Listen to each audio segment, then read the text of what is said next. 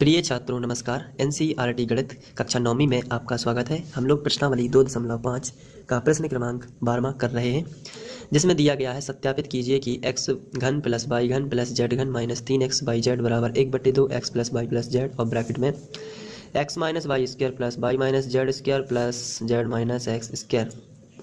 तो बड़ा ही लंबा चौड़ा सवाल है। चलिए इसका RHS ले लेते हैं। RHS लेने पर RHS लेंगे और LHS को प्रूव कर देंगे। RHS लिखा है 1/2 और यहाँ ये ब्रैकेट लगा है x plus Y plus Z और इस तरफ लिखा है x माइनस वाई का वर्ग प्लस वाई माइनस जेड का वर्ग प्लस जेड माइनस एक्स का वर्ग। इस तरीके से अब सॉल्व करते जाना है इसको। चलिए सॉल्व करते हैं।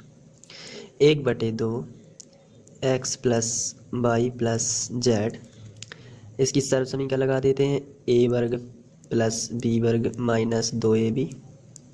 इसकी भी सर्व समीकरण लगा देते हैं a वर्ग प्लस b वर्ग माइनस 2ab और इसकी भी सर्व समीकरण लगा देते हैं a वर्ग प्लस b वर्ग माइनस 2ab।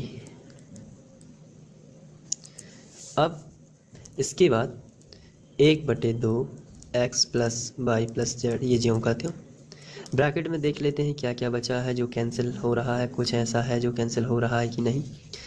तो यहाँ हम देखते हैं कि जो वाई वर्ग है ये क्या जुड़ रहे हैं, कुछ x वर्ग और x वर्ग हो जाएंगे 2x वर्ग, वाई वर्ग और वाई वर्ग हो जाएंगे 2 वाई वर्ग, जेड वर्ग और जेड वर्ग हो जाएंगे 2 जेड वर्ग। साथ में एक्स वाई है और देखते हैं और एक्स वाई है कि नहीं। कहीं भी एक्स वाई नहीं है तो माइनस का हो जाएगा 2x वाई और माइनस का हो जाएगा 2y जेड और माइनस का हो जाएगा 2x जेड या जेड एक्स जेड एक ही है, उसमें कोई टेंशन नहीं लेना है आपको। ये हम इसको बंद कर देते हैं। चलिए अब हम लोग फिर से अब करने वाले हैं इसको 1/2। अब यहाँ से यदि आप ध्यान से देखें तो 2x वर्ग प्लस 2y वर्ग। अब यहाँ से यदि हम 2 कॉमन निकाल लें, क्योंकि 2 इसके पास है, 2 इसके पास है, इसके पास है, हर किसी के पास 2 है।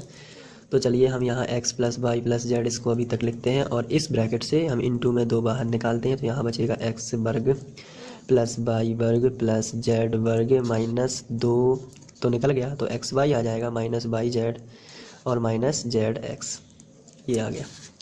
अब यहाँ से 2 और 2 कैंसिल हो जाएगा तो हमारे पास आ जाएगा x plus Y plus Z और यहाँ बचेगा x वर्ग प्लस वाई वर्ग प्लस जेड वर्ग माइनस एक्स वाई जेड और माइनस जेड एक्स। चलिए अब इसका गुणा कर देते हैं। तो यहाँ से यदि हम देखें तो एक सर्व समीकरण बनती है a प्लस बी ए वर्ग प्लस बी वर्ग प्लस सी वर्ग minus A B minus B C minus C. अभी हम लोगों ने इसको पढ़ा हुआ था, जो मैंने ब्रैकेट में बंद की थी, मैं आपको भी बता देता हूँ। ये सर्व समीकरण जो हम लोगों ने पढ़ी थी a घन धन b घन धन c घन माइनस 3ab की होती है। a धन b धन c a वर्ग b वर्ग c वर्ग minus A B minus B C minus C, बिल्कुल यही लिखी हुई है नीचे। तो इसको हम इस फॉर्म में लिख सकते हैं। तो चलिए लिख देते हैं।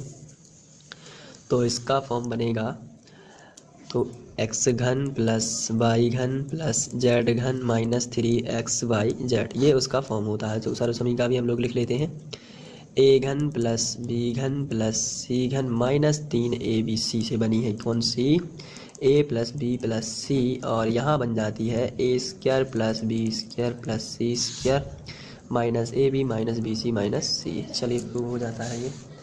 इस तरीके से ये सॉल्व हो जाता है। आगे बढ़ते हैं। इसके बाद प्रश्न क्रमांक 13वां दिया है यदि x plus Y plus Z बराबर 0 हो तो दिखाइए कि x घन प्लस वाई घन प्लस जेड घन बराबर 3x वाई जेड है। तो इस क्वेश्चन को हल करने के लिए आपको लिखना पड़ेगा, दिया है जो दिया गया उसको लिख लेते हैं x plus Y plus Z बराबर 0 और सिद्ध करना है उसको लिख लेते हैं। सिद्ध करना है x घन प्लस वाई घन प्लस जेड घन बराबर 3x वाई जेड, इसको सिद्ध करना है। तो बहुत ही सिंपल है, आपको सर्व समीकरण याद थी वही वाली लिखनी है। तो चलिए सर्व समीकरण लिख लेते हैं। ये सर्व समीकरण होती है x घन प्लस वाई घन प्लस जेड घन माइनस, तो यहाँ पहले तो हम लिख लेंगे सर्व समीकरण और फिर लिखेंगे माइनस 3x वाई जेड बराबर होता है X plus Y plus Z और एक्स वर्ग प्लस वाई वर्ग प्लस जेड वर्ग minus X Y minus Y Z minus Z X, ये होती है सर्व समीकरण। ये आपको याद रखनी पड़ेगी, बिना सर्व समीकरण के आप पे क्वेश्चन नहीं बनने वाले हैं, तो आप ज़रूर इसको याद करें। अब इसके बाद चूँकि हमें ये सिद्ध करना है तो अब इसको लेके चलते हैं। एक्स घन प्लस वाई घन प्लस जेड घन माइनस 3xy, और यहाँ जेड भी है तो यहाँ जेड लगा देते हैं बराबर। अब x plus Y plus Z ये हमें दिया गया है 0, तो हम यहाँ क्या कर देंगे 0 और 0 इंटू में पूरा लिख देंगे x वर्ग प्लस वाई वर्ग प्लस जेड वर्ग minus X Y minus Y Z minus Z X. अब 0 का गुणा किसी भी संख्या में हो तो 0 ही आएगा, तो फिर इस हिसाब से एक्स घन प्लस वाई घन प्लस जेड घन माइनस 3xyz बराबर आ जाएगा 0। इसका इस तरफ पक्षांतर कर देना है तो एक्स घन प्लस वाई घन प्लस जेड घन बराबर माइनस का इस तरफ आ जाएगा तो प्लस का हो जाएगा, और यही आपका प्रूफ हो जाएगा। तो ये सिद्ध हो गया इस तरीके से। बहुत ही सिंपल क्वेश्चन है, यदि आपको सर्व समीकरण याद है तो बस 0 बस रखना है आपको यहाँ पे, और सब 0 हो जाएगा, इसका पक्षांतर हो जाएगा और ये आंसर आ जाएगा। इसके बाद प्रश्नावली 2.5 में ही हम लोग 14वां क्वेश्चन कर रहे हैं, जिसमें लिखा है वास्तव में घनों का परिकलन किए बिना निम्नलिखित में से प्रत्येक का मान ज्ञात कीजिए। तो इसके लिए 2-3 मान दिए हुए हैं जो कि क्वेश्चन नंबर फर्स्ट में रखे गए हैं। तो इसमें यदि अपन ध्यान से देखें तो यहाँ ए का मान है जो 12 है, बी का मान है 7 और सी का मान 5 है। तो ए घन धन बी घन धन सी घन है, तो एक सर्व समीकरण होती है जो हम लोग पहले भी पढ़ चुके हैं, तो उसको हम लोग लगाएंगे यहाँ पे, क्योंकि ये सब सर्व समीकरण यदि आपको याद है तभी बनेंगे। तो सर्व समीकरण जो होती है यहाँ ए का मान -12 है। तो अब आप थोड़ा सा यहाँ ध्यान देंगे कि अगर हम लोग a प्लस बी प्लस सी यदि कर देते हैं तो इसका मान 0 आ रहा है। कैसे आ रहा है आपको पता चल रहा है कि -12 प्लस 7 प्लस 5 बराबर 0 ही तो आएगा, क्योंकि 12 7 5 12 तो ये 0 है। इसका मतलब एक चीज़ तो अपन को ज्ञात है कि a प्लस बी प्लस सी कितना है 0 है। साथ ही साथ आप यदि ध्यान से देखें तो सर्व समीकरण जो होती है वो होती है a घन प्लस बी घन प्लस सी घन माइनस 3abc बराबर a plus B plus C, और ब्रैकेट में होता है a वर्ग प्लस बी वर्ग प्लस सी वर्ग minus ab minus B C minus C A. ये आपकी सर्व समीकरण होती है। तो इस सर्व समीकरण को आपको करना है, चलिए देख लेते हैं कैसे होगा।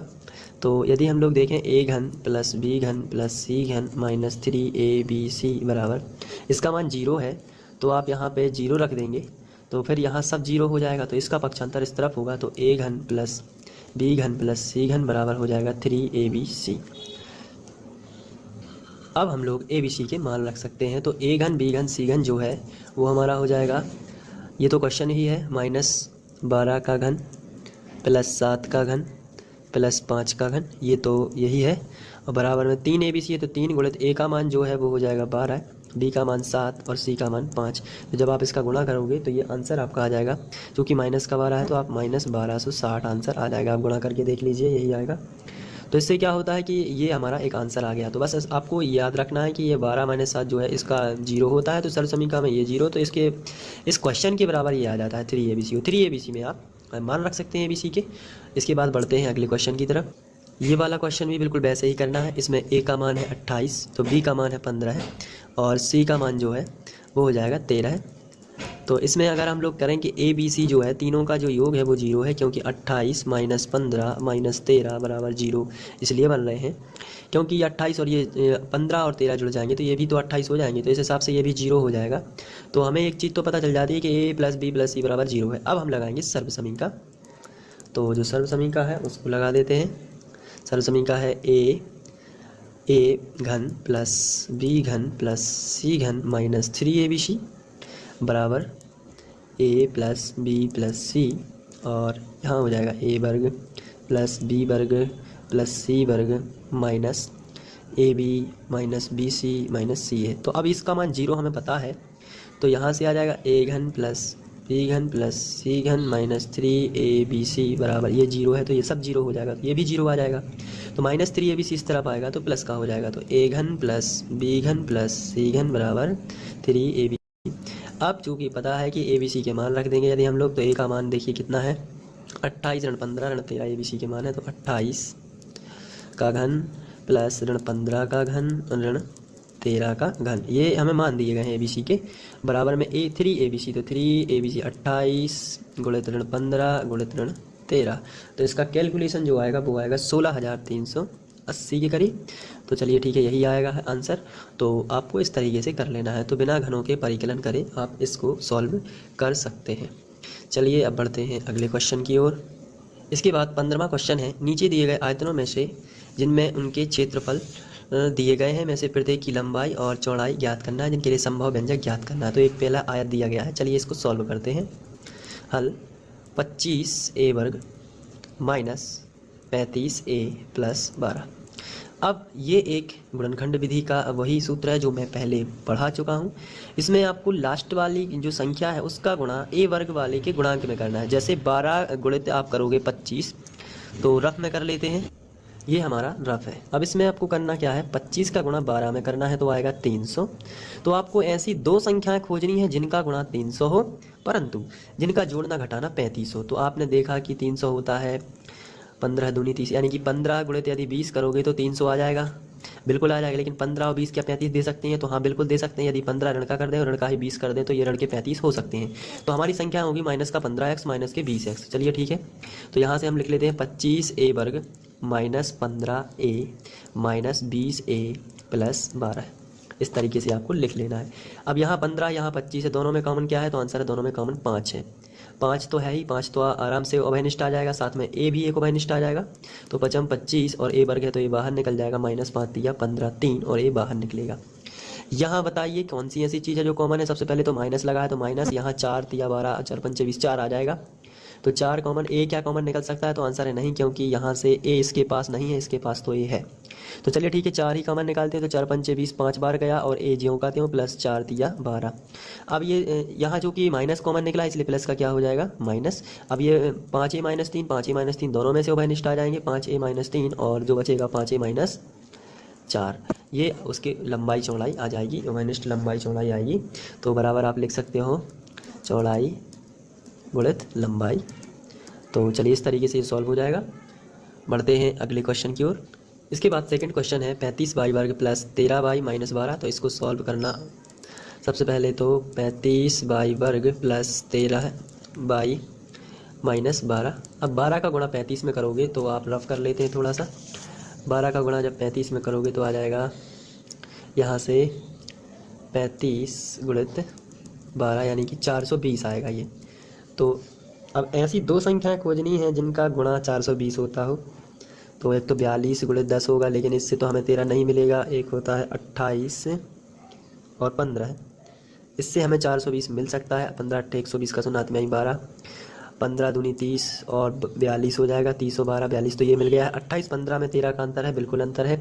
धन के 13 चाहिए इसलिए धन के कर देते हैं 28 और ऋण के कर देते हैं 15। चलिए ये सॉल्व हो चुका है यहाँ से। तो 35y वर्ग प्लस का हो जाएगा 28y और माइनस का हो जाएगा 15 है, जो 15 है माइनस का y हो जाएगा और माइनस में 12 हो जाएंगे। यहाँ से आप दो कॉमन निकाल लेते हैं। चलिए यहाँ से कॉमन निकालते हैं, तो यहाँ से क्या कॉमन आए? तो ये 7 के गुणनखंड दोनों हैं, तो 7y कॉमन आ जाएगा। तो 7 पौने 35 5 बार चला गया, 7 पौने 35। यहाँ y वर्ग एक y आ गया बाहर तो एक y बच गया। प्लस यहाँ से देखिए 7 चौके 28 4 बार भाग चला गया और y तो उभयनिष्ठ ही निकल गया। यहाँ देखिए क्या कॉमन निकलता है? तो 3 कॉमन तो कम से कम निकलेगा ही। तो 3 और y कॉमन नहीं निकल रहा है क्योंकि इसके पास तो y है लेकिन इसके पास y नहीं है। तो 3 5 15 5 बार गया और y आ गया और 3 चौके 12 और माइनस का जो कि माइनस उभयनिष्ठ है इसलिए अंदर का चिन्ह बदल जाएगा। तो माइनस का क्या हो जाएगा? प्लस और 3 चौके 12, ये दोनों में से कॉमन आ जाएंगे। 5y प्लस 4 और ये बच जाएंगे 7y माइनस 3। इस तरीके से ही आपका आंसर आ जाएगा। इसके बाद क्वेश्चन नंबर 16 है घनाभों जिनके आयतन नीचे दिए गए हैं विमाओं के लिए संभव व्यंजक ज्ञात कीजिए। तो इसके लिए आपको ये लिख लेना है 3x घन माइनस 12x। यहाँ से 3x कॉमन निकल सकता है तो 3x कॉमन निकाल लेता हूँ। 3 बाहर, x भी बाहर, इसके पास 3x थे, एक निकल गया तो x वर्ग, यहाँ से 3 चौके 12 4 हो गया और x तो कॉमन निकला ही था। 3x इसको हम लिख सकते हैं x वर्ग माइनस 2 का वर्ग, और ये जो 2 का वर्ग है ये सर्वसमी का बना देता है x धन 2 x माइनस 2। तो ये इसकी 3 विमाएँ हो जाएंगी। इस तरीके से बहुत ही सिंपल क्वेश्चन था। दूसरा नंबर लेते हैं। इसके बाद ये सेकंड क्वेश्चन दिया हुआ है तो इसको बहुत ही आसानी से सॉल्व कर देना है। इसके पास सभी को पूरे समीकरण को 4 से भाग दे देना है। तो यहाँ जो है 4 और साथ में k भी है तो 4 के कॉमन निकाल लेना है, भाग नहीं देना है, कॉमन निकाल लेना है। क्योंकि 4 की सबके पास है। तो यहाँ से 4 तिया 12, 3 हो जाएगा और वाई वर्ग यहाँ प्लस 4 दूनी 8 वाई, तो 4 दूनी 8 होते हैं, इसलिए 2 बार चला गया तो 2 वाई और माइनस 4 पंचे 20, 5 बार चला गया।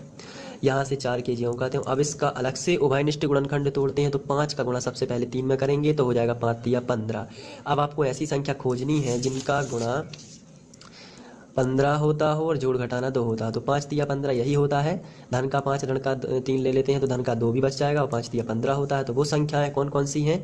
धन का 5 और ऋण का 3। तो चलिए लिख लेते हैं 3 वाई वर्ग, धन का हो जाएगा 5 वाई, ऋण का हो जाएगा 3 वाई और ऋण का 5। चलिए इसको सॉल्व कर लेते हैं। 4 के यहाँ से हम लोग कॉमन निकालेंगे क्या?